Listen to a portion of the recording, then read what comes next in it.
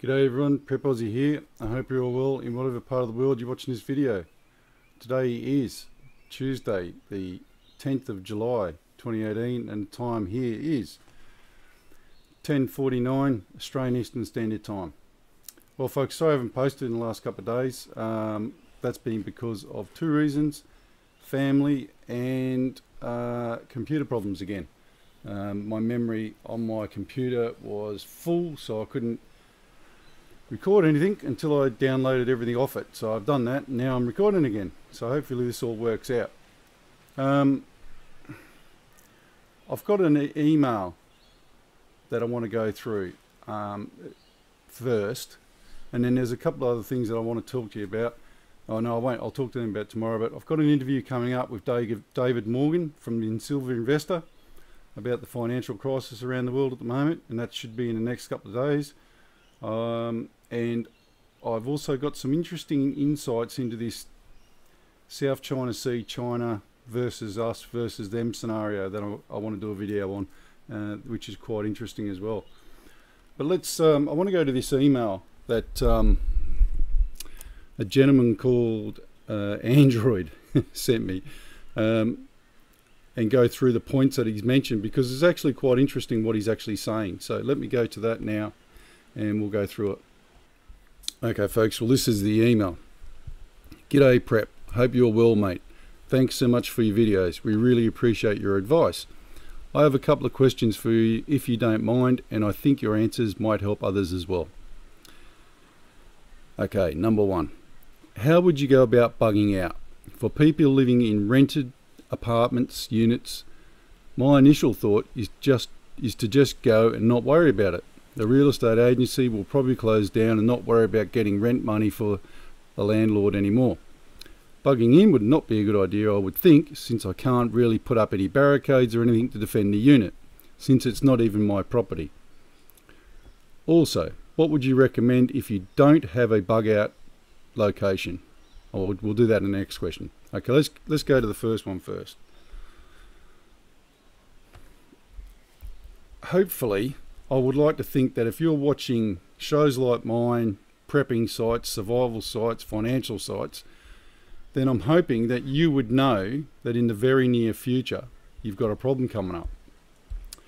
I would also anticipate that if you're somebody who's watching shows like mine, then you'll know well in advance, for example, that Deutsche Bank is going to pop, or that the financial stress of the world is actually so great that, you know, you'll see. What I'm trying to say is you'll know the warning signs beforehand. So you should be well and truly gone by the time that the financial collapse comes. And what do I mean by that? Well, you should be well and truly either tucked up in your bug out location, rented a house 500 k's inland, set up site 500 k's inland on your own. Basically what I'm saying is you should be well ahead of the pack for the big bang scenario. So I've got to be careful what I say. I'm not telling you to break your bond or anything like that. What I'm saying to you is you should be well ahead of the pack if you know what's coming. My point being that I don't think you're going to really care too much whether you take off and leave outstanding debts. I'm not. I can tell you that right now. Your main focus is yourself. Remember that. It's going to get hairy, I would guess. But like I said, you'll be well ahead of the pack on that one. I can't obviously tell you guys just drop everything and go, because that's not what this is about. This is about prepping and planning and being ahead of the pack. So if you are ahead of the pack, then you'll know to be gone. Simple as that. Hope that makes sense. Let's go to the next one. Also, what would you recommend if you don't have a bug out location? rely on camping at any safe areas. We live in the middle of the city in Sydney. Ugh. And are planning to move to a more rural area. But with that, there are things to consider, like life, work, etc. Okay. I would say you've got to... Right, going to a bug out location isn't just something you do.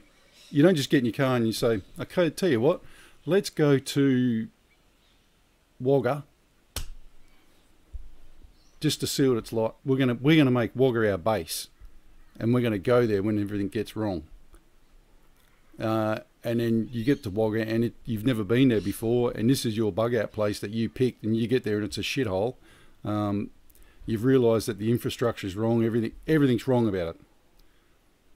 So not a good pick. So what I would be saying to you now, and I mean right now, I'd be finding country rural areas of say 3,000 to 5,000 people, tops, maybe even smaller. Sorry about that you can go to and try and fit into the community. But don't think that you're going to go there and you're just going to rock up at this community and everyone's going to accept you with open arms. They're not. So what you have to do is, so what I would be saying is, pick your location, make sure you've been to your location, you like where it is, and you can get along with the people that are there.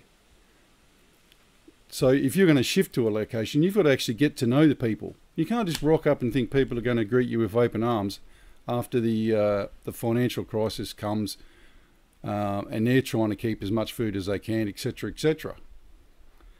You better rock up with some extraordinary skills to help people out, or be prepared to help people out.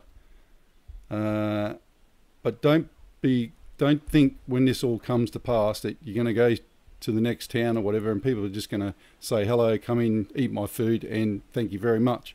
They're not. They're going to say, piss off, keep going down the road until you find someone that's stupid enough to accept you. Hope that makes sense. So the motto is, pick the right location. And if you know what you know right now about the financial collapse that is coming, there's no way they can stop this, by the way. Then I would not be living in a city anywhere. Hope that makes sense. Okay, next question. Say you're at work, you know about what's going on, while your co-workers are sheeples, obviously. It's 11 a.m, you hear on the news Deutsche Bank collapses. You want to leave, but you're not sure if you should just leave, because it might be that bad. People should just bugger off and go or wait until it's 5 p.m. Or should people just bugger off and go or wait till it's 5 p.m, just in case it's not that bad yet? My thought is to just pretend you got an upset stomach and you're sick and you need to go home ASAP. Okay. Once again, you should know in advance that it's going to collapse. You should do. If you're following all the right sites, you're listening to all the right stuff, you should know that.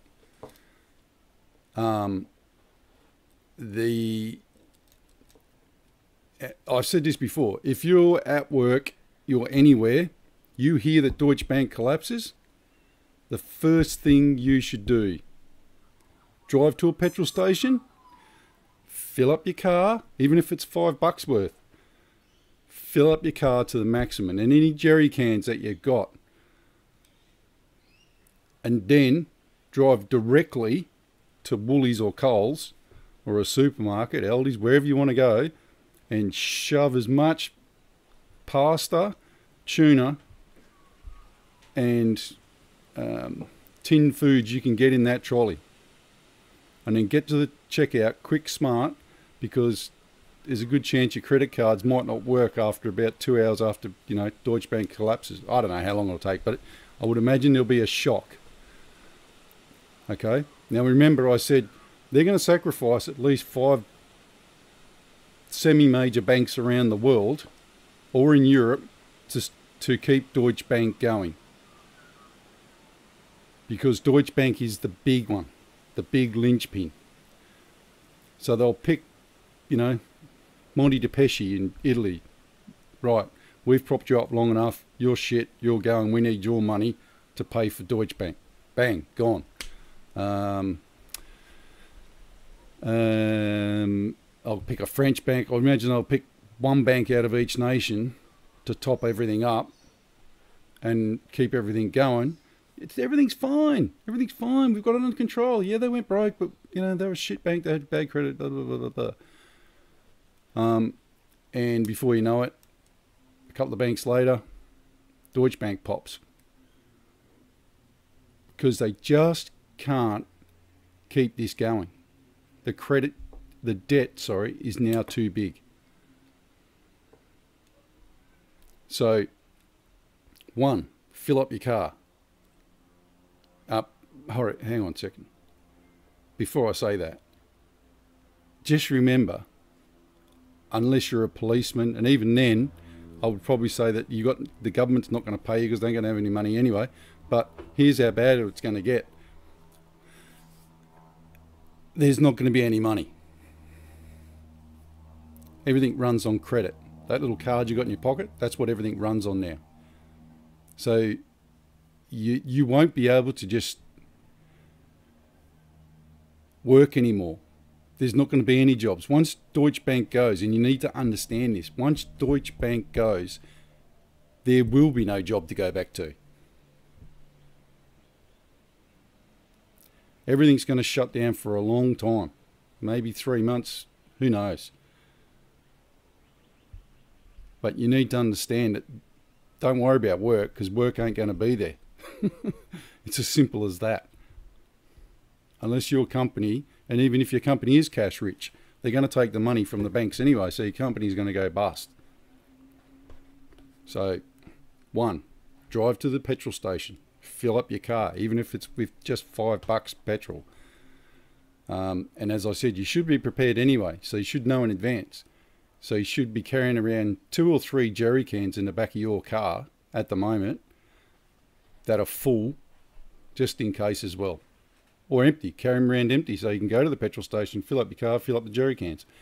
Then drive to Coles, Woolies or Aldi's and fill up a shopping cart with as much pasta and dried foods you can get into it. Okay? And don't worry about the cost, because the cost is going to be irrelevant, because the credit card industry is going to shut up shop and go bust anyway. Okay, next one.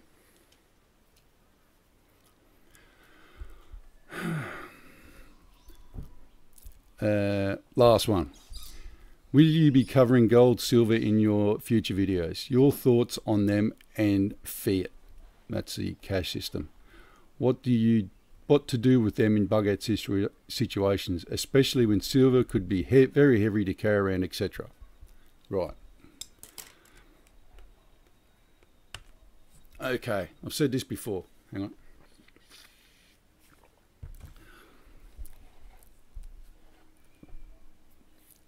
All you need to buy is 1 ounce of gold and 1 ounce of silver, pure gold.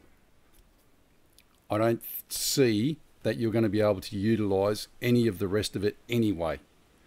So why would you carry a block,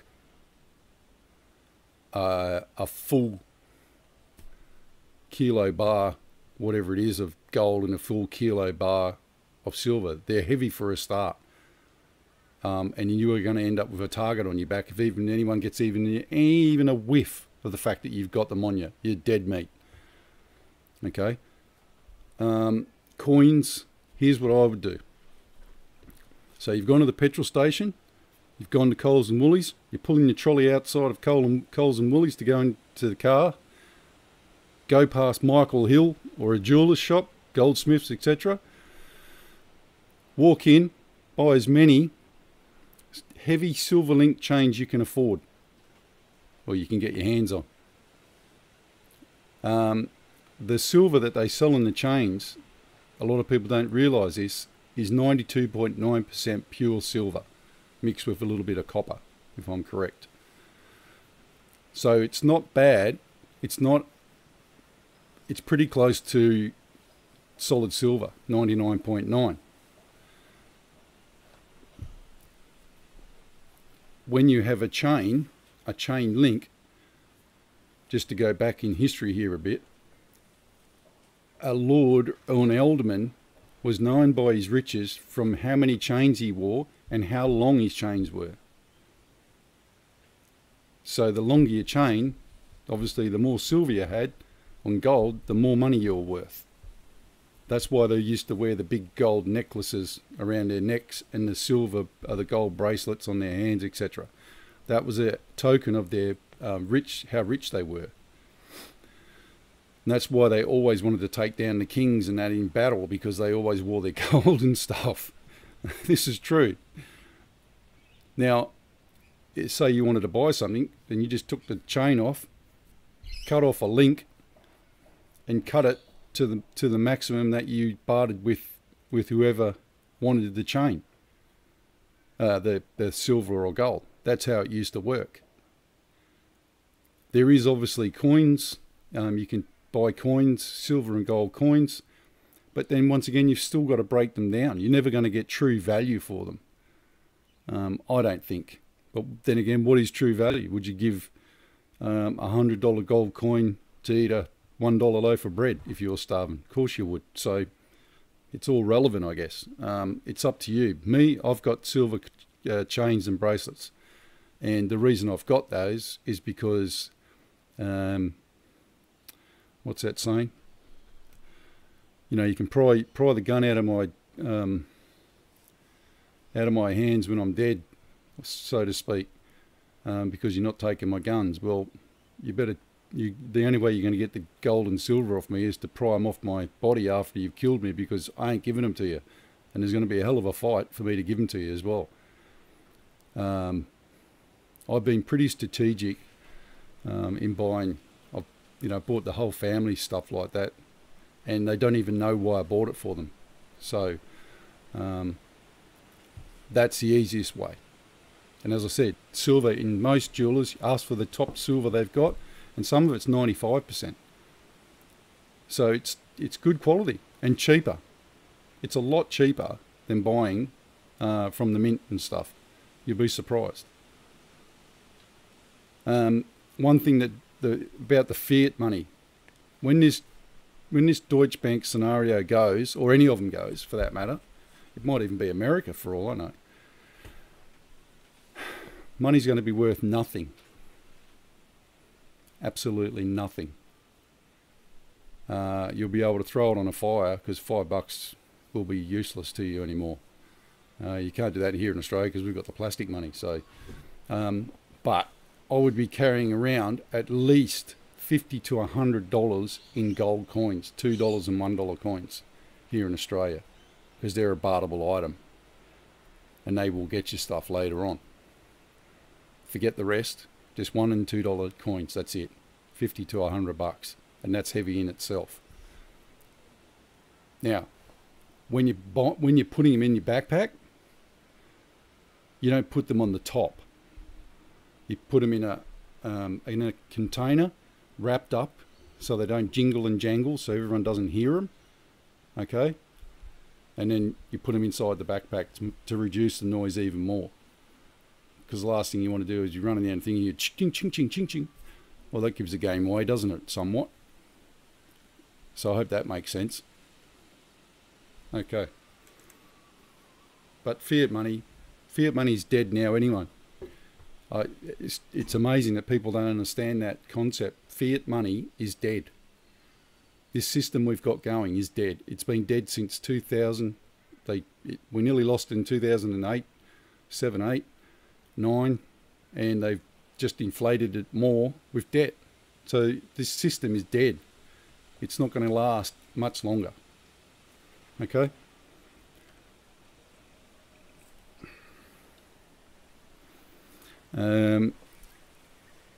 Okay, that's it then. Hope you could answer these, whether it'd be via email or here on the videos. Well, I decided to do it on the video because it was good questions, and it's questions that everybody needs to listen to and hear and understand.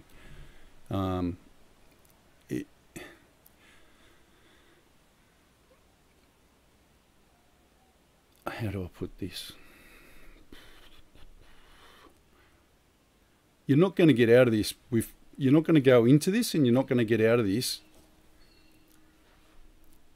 even if you plan everything properly, with everything going right. That you need to understand that for a start. The reason you're preparing is so that you can be prepared, but you're not going to get everything right. But even by buying a backpack, you're 100% better off than 98.5% of the population who haven't got a frigging clue.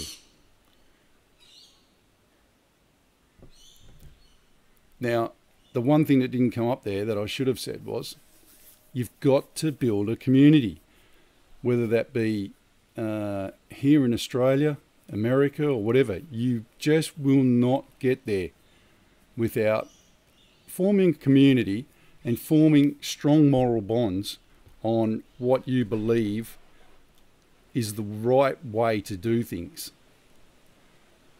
You've got to have some sort of policing within your own community to make things go correctly, if that makes sense. And if you're living in a proper community, that should take care of itself anyway, because everyone should be working. Idle minds create problems, so everyone should be working their asses off for the community. So that should reduce those problems for a start. I hope all that makes sense. Right, let's get the prayers done. Okay, folks, verse of the day. Now to him who is able to do immeasurably more than all we ask or imagine, according to his power that is at work within us. To him be glory in the church and in Jesus Christ, throughout all generations, forever and ever. Amen. Very good. Okay, folks, here's the Lord's Prayer. Our Father, which art in heaven, hallowed be thy name. Thy kingdom come, thy will be done, in earth as it is in heaven. Give us this day our daily bread, and forgive us our debts, as we forgive our debtors. And lead us not into temptation, but deliver us from evil. For thine is the kingdom and the power and the glory, forever and ever. Amen. All right, folks, I hope all that made sense. It was some good questions there. I hope I've answered them in a proper fashion. Be interesting to hear everybody's feedback. God bless. Prep out.